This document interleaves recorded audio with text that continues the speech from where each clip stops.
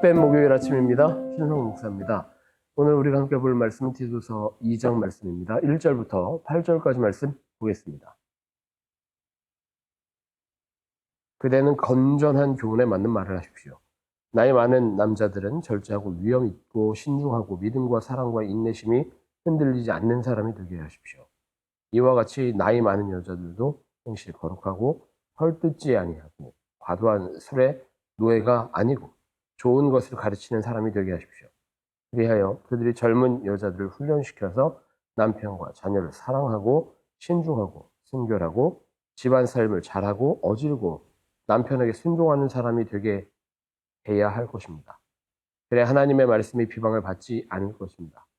이와 같이 그대는 젊은 남자들을 권하여 신중한 사람이 되게 하십시오. 그대는 모든 일에 선한 행실의 모범이 되십시오. 가르치는 일에 순수하고 위험 있는 태도를 보여야 합니다. 책 잡힐 데가 없는 건전한 말을 하십시오. 왜냐하면 반대자도 우리를 걸어서 나쁘게 말할 것이 없으므로 부끄러움을 당할 것입니다. 아멘. 네, 오늘은 우리가 교단 창립총회를 위해 함께 기도하는 날 37번째 날입니다. 공동기도문 함께 고백합니다. 예수님, 천사들로 총회 참석자들을 보호하시고 매일 그들을 높이 들어 모든 길에서 안전하게 해주시길 주님의 이름으로 기도합니다. 그들이 어떤 것에도 걸려 넘어지지 않고 적의 어떤 계략도 능히 이겨낼 수 있기를 기도합니다. 주님께 감사. 예수님의 이름으로 기도합니다. 아멘. 네, 오늘 하루 주님 주시는 은혜로 또 지혜로 승리하는 모든 베델교회 성도들 되시기를 축복합니다. 오늘 우리가 함께 보고 있는 말씀, 디도서 2장 말씀입니다. 디도가 어떤 인물이었는지 또 디도가 지금 목회하고 있는 크레타가 어떤 지역이었는지는 어제 우리가 묵상을 통해서 함께 나누어 보았습니다. 그렇다면 이제 크레타 섬에서 크리스찬으로 또 성도로 어떻게 살아야 할 것인지 지침을 주고 있는 것이 2장의 말씀이다라는 것을 우리가 발견하게 됩니다. 남자에게 여자에게 바울이 각각 이렇게 살아야 할 것이다 라고 가이드라인을 주고 있습니다. 2절부터의 말씀은 남자들에게 주는 말씀인데 절제 있고 위험 있고 신중하고 믿음과 사랑과 인내심이 흔들리지 않는 사람 이어야 할 것이라고 당부하고 있습니다. 또 3절부터는 여성에게 주는 말씀입니다. 행실에 거룩하고 헐뜯지 아니하고 과도한 술의 노예가 아니고 좋은 것을 가르치는 사람이 되게 하십시오. 이것들이 우리가 믿는 사람들임을 증명하는 조건들은 분명히 아닙니다. 우리가 주의 백성임을 증명하는 조건은 딱 하나밖에 없습니다.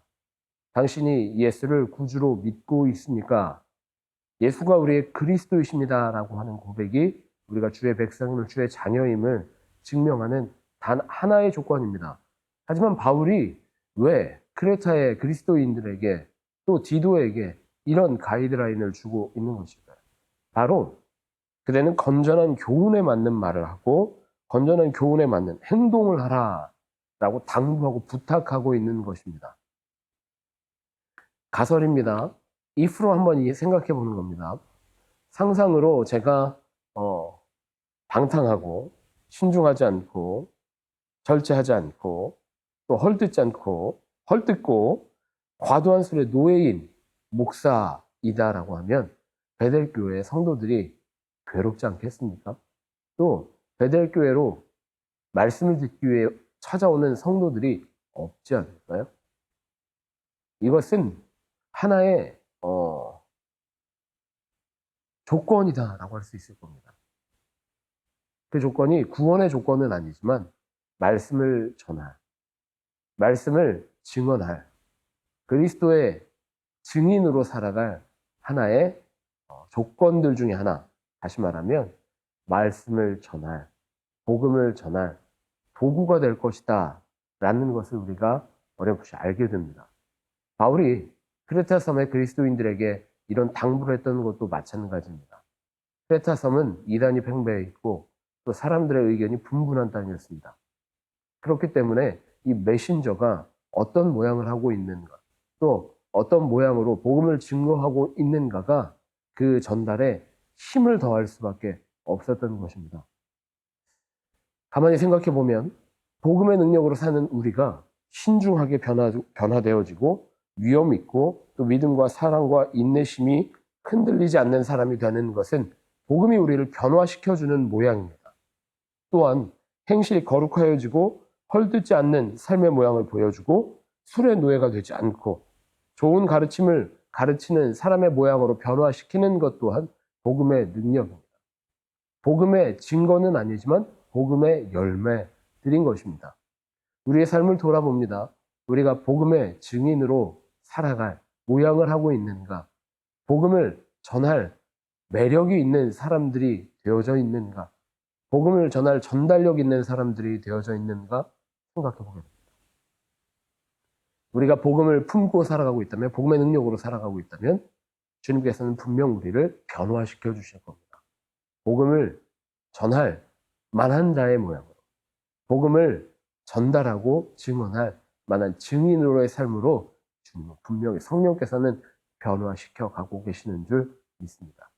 오늘 하루 우리가 복음을 전할 만한 자로, 복음의 증거자로 변화되어지는, 성화되어지는 삶을 살아가는, 그래서 매력을 매우 발산하며 살아가는 멋진 베들교회 성도들 모두가 되시기를 축복합니다.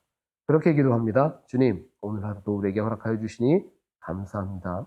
오늘 하루 복음의 능력자로 복음을 전할 만한 매력 있는 사람으로 나와 동행하시고 내 삶을 변화시켜 주시옵소서. 기도하고 기대하는 마음으로 오늘 하루 승리하는 베들교회 모든 성도들 되시기를 간절히 기도하고 축복합니다.